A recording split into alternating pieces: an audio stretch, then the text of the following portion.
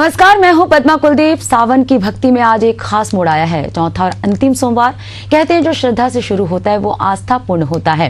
और आज वही दिन है जब लाखों शिव भक्तों ने आखिरी कड़ी को जोड़ते हुए भोलेनाथ को अपना अंतिम संकल्प समर्पित किया है।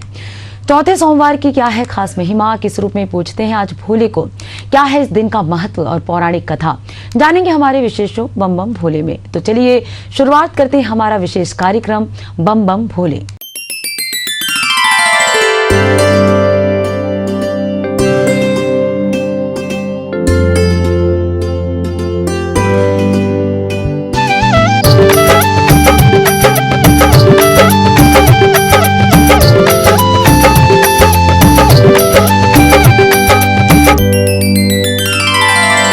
सुन के पुकार घर आएंगे मेरे, सुन के पुकार घर आएंगे मेरे, नंदी पे होके सवार बोले, नंदी पे होके सवार बोले। औघड़दानी अंतर्यामी, औघड़दानी अंतर्यामी, करते आए हैं उपकार बोले, करते आए हैं उपकार बोले। सुन के पुकार घर आएंगे मेरे, सुन के पुकार घर आएंगे मेरे, नंदी पे होके सवार बोले, नंदी पे होके सवार बोले। सावन का महीना भगवान शिव का प्रिय महीना है और इसलिए इस महीने में चारों ओर केवल भोले बाबा के नाम के ही जयकारे होते हैं। मान्यताओं के अनुसार सावन के सोमवार भगवान शिव को प्रसन्न करने के लिए महत्वपूर्ण बताए गए हैं। इस साल सावन का महीना केवल 29 दिन का है और आज चौथा सोमवार है। पहले सोमवार से शुरू हुआ भक्ति का सिलसिला आज अपनी पूर्णता की ओर है। चौथा सोमवार केवल व्रत का अंत नहीं बल्कि विश्वास की चरम सीमा है। पौराणिक मान्यता है कि जिसने चारों सोमवार पूरी श्रद्धा से किए उसे जीवन में कोई कमी नहीं रहती, चाहे संतान सुख हो, स्वास्थ्य हो या वैवाहिक जीवन की समस्या। जानेंगे विशेष रूप से महादेव की वो कौन कौन से स्वरूप की पूजा करें, लेकिन पहले सुनते हैं ये मंत्र। ओम त्र्यंबकम यजामहे सुगंधिं पुष्टिवर्धनम्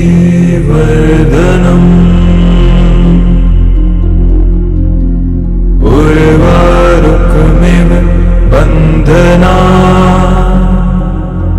मृत्योर्मुक्षीय मामृतात्।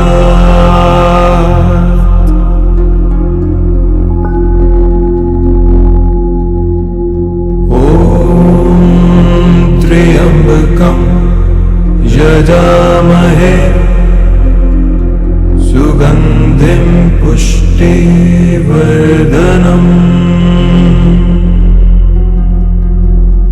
उर्वारुकमिव बंधना मृत्योर्मुक्षीय मामृतात्।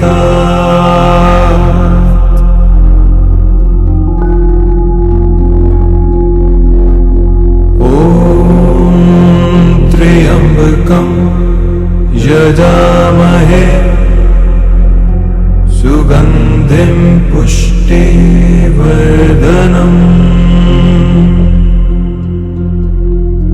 उर्वारुकमिव बंधना मृत्योर्मुक्षीय मामृतात्।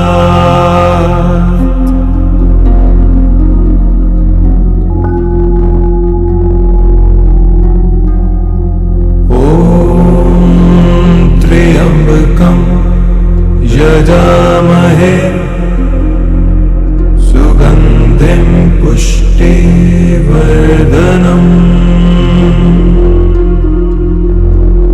उर्वारुकमिव बंधना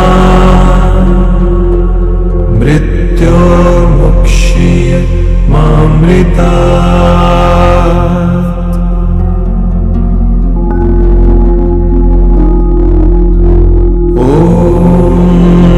त्र्यंबकं यजामहे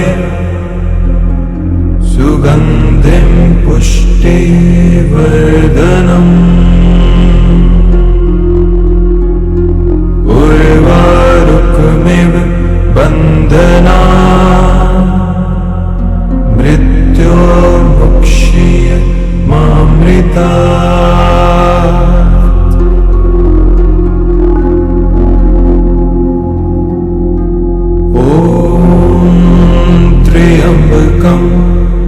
यजामहे सुगन्धिं पुष्टिवर्धनम् उर्वारुकमिव बन्धनात् मृत्योर्मुक्षीय मामृतात्।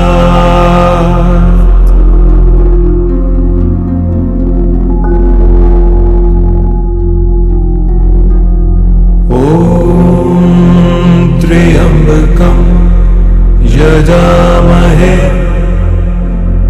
सुगन्धिं पुष्टिवर्धनम्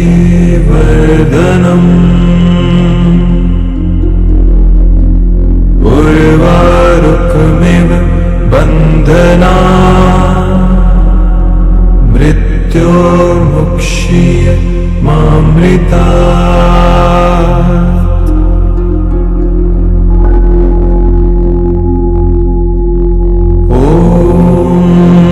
त्र्यम्बकं यजामहे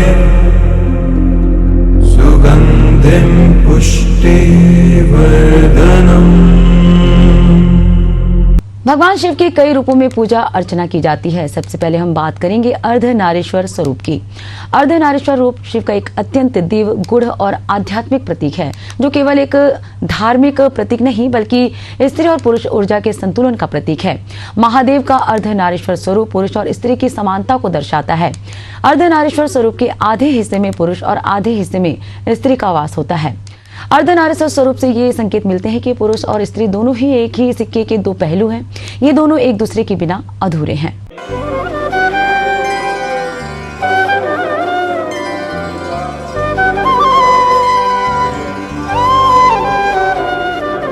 मन्दारमाला पुलितालकायै कपालमाला शेखराय दिव्याम्बराय च दिगम्बराय नमः शिवाय च नमः शिवाय।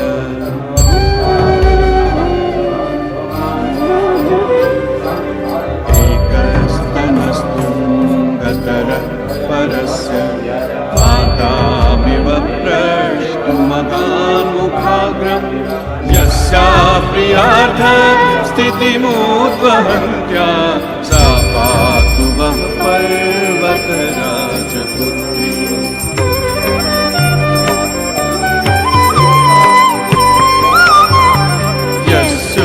यस्योपवीतगुण एव फणामृतैक वक्षोरुह कुचपटीयति वामभागे तस्यै ममास्तु तमसामवसानसिन्ने चन्द्रार्धमौलिशीर्षे महसे नमस्याम्।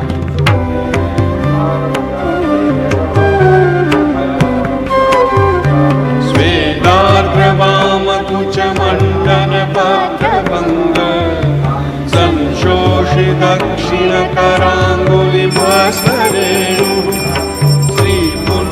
पुंसकपदव्यतिनन्दिनीव शम्भोस्तनु सुखयतु प्रकृतिश्चतुर्थी। भवानी शंकर नमामि शंकर भवानी शंकर नमामि शंकर भवानी शंकर नमामि शंकर भवानी शंकर नमामि शंकर।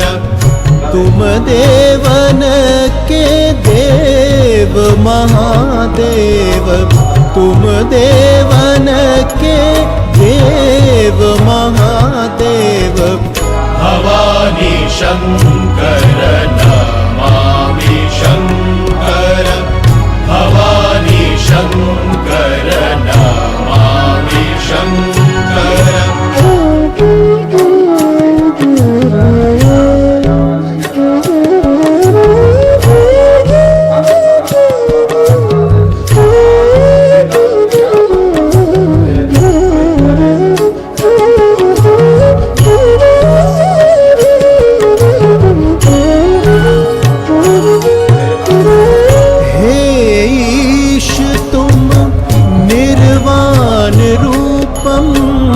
सकल विश्व तुम ब्रह्म स्वरूपम।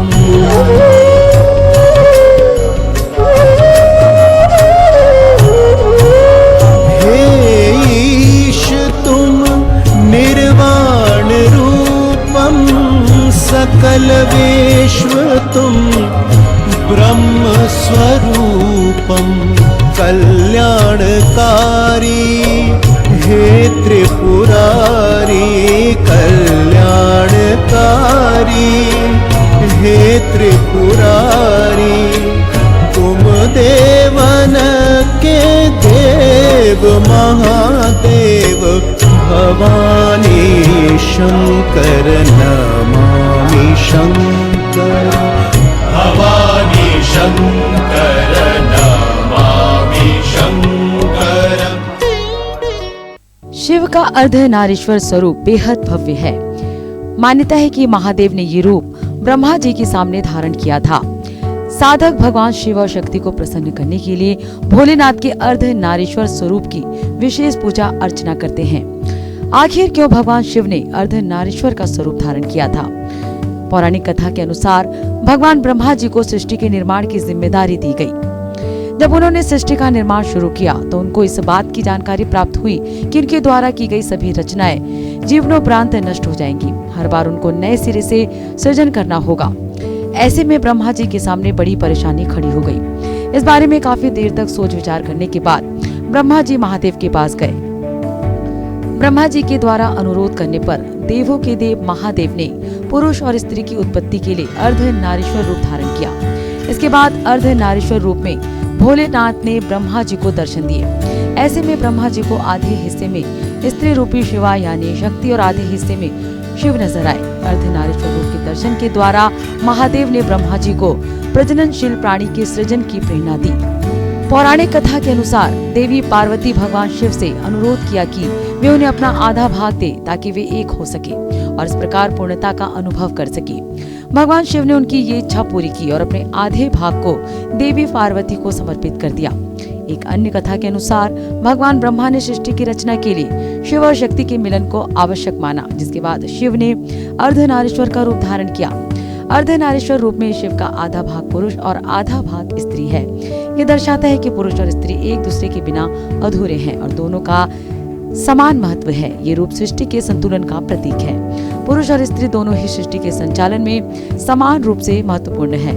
अर्धनारीश्वर रूप शिव और शक्ति के मिलन का भी प्रतीक है।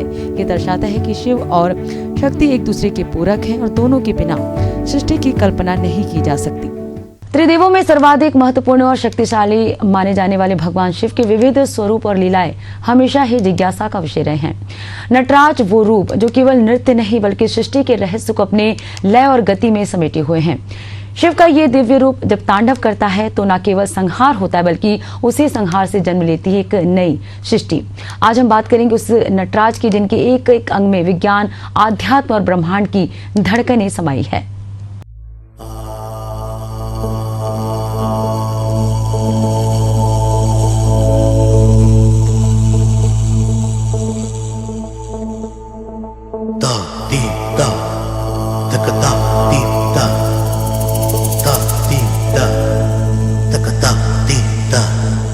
नटराज राज नटराज नटराज राज नटराज नटराज राज राज राज नटराज नटराज राज।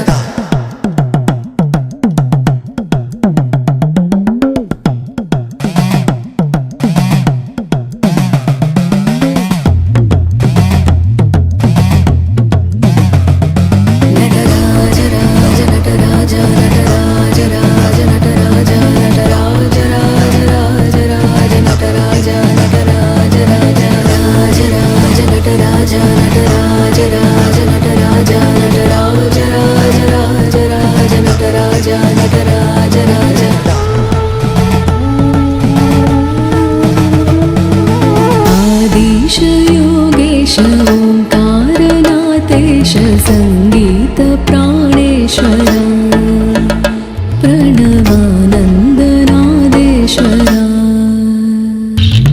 भूत भवद्भव्य प्रत्यक्ष साक्षात्कारानाथ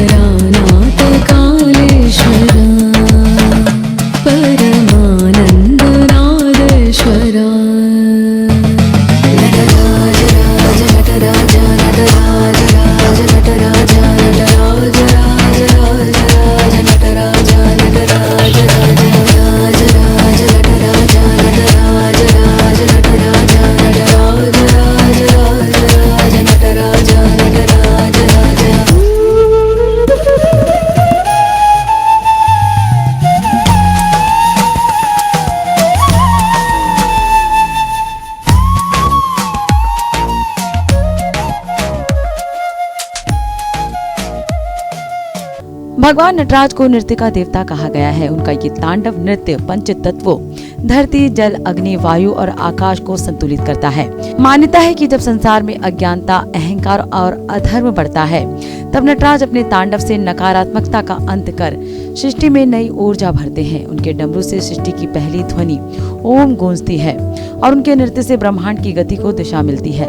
कहते हैं कि एक बार ऋषि पतंजलि और ऋषि व्याघ्रपाद ने भगवान शिव से आग्रह किया कि वे उन्हें दिव्य नृत्य दिखाएं। शिव ने चिदम्बरम के पवित्र स्थान पर अपना तांडव नृत्य प्रस्तुत किया। उनका ये नृत्य इतना अद्भुत था कि देवता, ऋषि और संपूर्ण सृष्टि मंत्रमुग्ध हो गई। उस दिन से शिव को नटराज यानी नृत्य के राजा कहा जाने लगा। आज भी तमिलनाडु के चिदम्बरम मंदिर में भगवान नटराज की पूजा उसी दिव्यता से होती है और वहाँ की दीवारें शिव के नृत्य की धड़कनें सुनती है। नटराज का अर्थ है नृत्य का राजा और उन्हें नृत्य के देवता के रूप में पूजा जाता है। नटराज का नृत्य ब्रह्मांडीय ऊर्जा का प्रतीक है जो लगातार बदलती और गतिशील है। नटराज का नृत्य तीनों पहलुओं को दर्शाता है, सृजन, स्थिति और संहार। उनके पैर के नीचे दबा हुआ बौना अज्ञानता का प्रतीक है जिसे नटराज ने पराजित किया है। नटराज की छवि में नई प्रतीकात्मक तत्व है, जैसे कि उनके चारों ओर का अग्नि का घेरा, उनके हाथ में डमरू और अग्नि और उनके पैर के नीचे का बौना। नटराज की एक प्रसिद्ध मूर्ति चिदम्बरम मंदिर में स्थित है जो तमिलनाडु में है। मङ्गलं भगवान् विष्णु मङ्गलं गरुडध्वज मङ्गलं पुण्डरीकाक्षो मङ्गलायतनो हरि मङ्गलं भगवान् विष्णु मङ्गलं गरुडध्वज मङ्गलं पुण्डरीकाक्षो मङ्गलायतनो हरि सर्वमंगल मांगल्ये शिवे सर्वार्थ साधिके शरण्ये त्र्यंबके गौरी नारायणी नमोस्तुते। मंगलम भगवान विष्णु मंगलम गरुडध्वज मंगलम पुंडरीकाक्षो मंगलायतनो हरि सर्वमंगल मांगल्ये शिवे सर्वार्थ साधिके शरण्ये त्र्यंबके गौरी नारायणी नमोस्तुते। मंगलम भगवान विष्णु मंगलम गरुडध्वज मंगलम पुंडरीकाक्षो मंगलायतनो हरि त्वमेव माता च पिता त्वमेव बन्धु च सखा त्वमेव विद्या द्रविणं त्वमेव सर्वं मम देव त्वमेव माता च पिता त्वमेव बन्धु च सखा त्वमेव विद्या द्रविणं त्वमेव सर्वं मम देव कायेन वाचा मनसेन्द्रियैर्वा बुद्ध्यात्मना वा प्रकृते स्वभावात् करोमि यद् सकलं परस्मै नारायणायेति समर्पयामि। श्री कृष्ण गोविंद हरे मुरारे हे नाथ नारायण वासुदेव जिभे पिबस्व अमृतम् एतदेव गोविंद दामोदर माधवेति सर्वमंगल मांगल्ये शिवे सर्वार्थ साधिके शरण्ये त्र्यंबके गौरी नारायणी नमोस्तुते। सर्वमं भगवान् विष्णु मंगलं गरुडध्वज मंगलं पुंडरीकाक्षो मंगलायतनो हरि सर्वमंगल मांगल्ये शिवे सर्वार्थ साधिके शरण्ये त्र्यंबके गौरी नारायणी नमोस्तुते। सर्वमंगल मांगल्ये शिवे सर्वार्थ साधिके शरण्ये त्र्यंबके गौरी नारायणी नमोस्तुते। मंगलम भगवान विष्णु मंगलम गरुडध्वज मंगलम पुंडरीकाक्षो मंगलायतनो हरि गोविंद दामोदर माधवेति।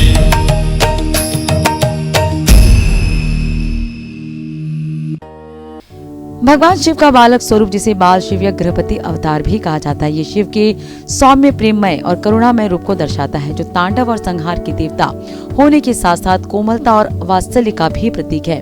गृहपति अवतार भगवान शिव के 19 अवतारों में से एक है। यह अवतार भगवान शिव के बाल स्वरूप को दर्शाता है। कथा के अनुसार भगवान शिव ने ऋषि विश्वानर और उनकी पत्नी सुचिस्मति की भक्ति से प्रसन्न होकर उनके घर गृहपति के रूप में जन्म लिया। एक समय की बात है, नर्मदा नदी के तट पर धर्मपुर नामक नगर में विश्वानर नामक एक मुनि और उनकी पत्नी सुचिस्मति रहते थे। सुचिस्मति निसंतान रही, जिसके बाद उन्होंने भगवान शिव के समान पुत्र की प्राप्ति के लिए अपने पति से इच्छा व्यक्त की। मुनि विश्वानर ने काशी जाकर भगवान शिव के वीरेशलिंग की आराधना की। उनकी आराधना से प्रसन्न होकर भगवान शिव ने सुचिस्मति के गर्भ से अवतार लेने का वरदान दिया। कालांतर में सुचिस्मति गर्भवती हुई और भगवान शिव उनके गर्भ से पुत्र रूप में प्रकट हुए। ब्रह्मा जी ने उस बालक का नाम गृहपति रखा।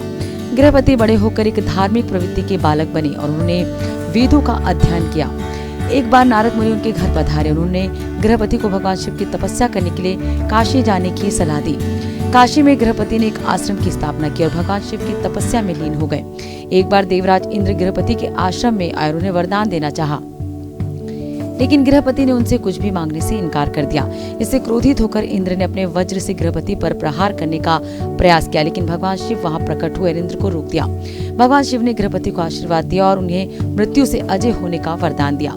साथ ही उन्हें गृहपति को अग्निश्वर लिंग के रूप में पूजनीय होने का आशीर्वाद भी दिया।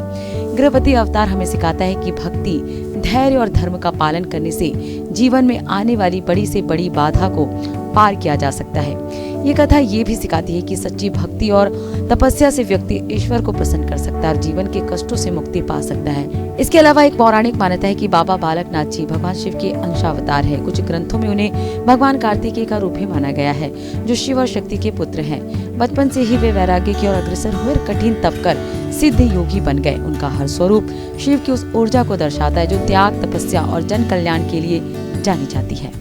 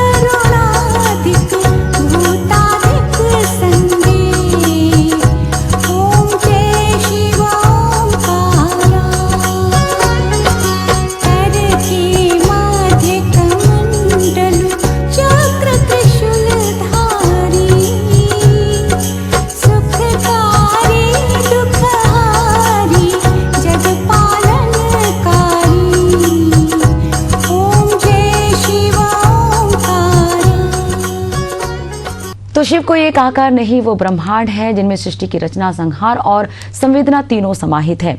नटराज बनकर वे नृत्य करते हैं, हर स्पंदन में जीवन है और हर लय में सृष्टि का विज्ञान। अर्धनारीश्वर बनकर ये वो सिखाते हैं कि सृजन और शक्ति, पुरुष और प्रकृति दोनों एक साथ ही पुण्य है।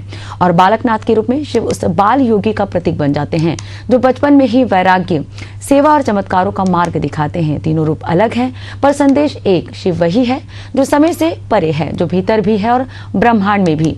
जो नृत्य में ऊर्जा है, समरसता में संतुलन है और बाल रूप में सरलता की पहचान। अगली बार फिर होगी मुलाकात कुछ और ऐसी दंत कथाओं के साथ। तब तक के लिए मुझे दीजिए इजाजत। नमस्कार।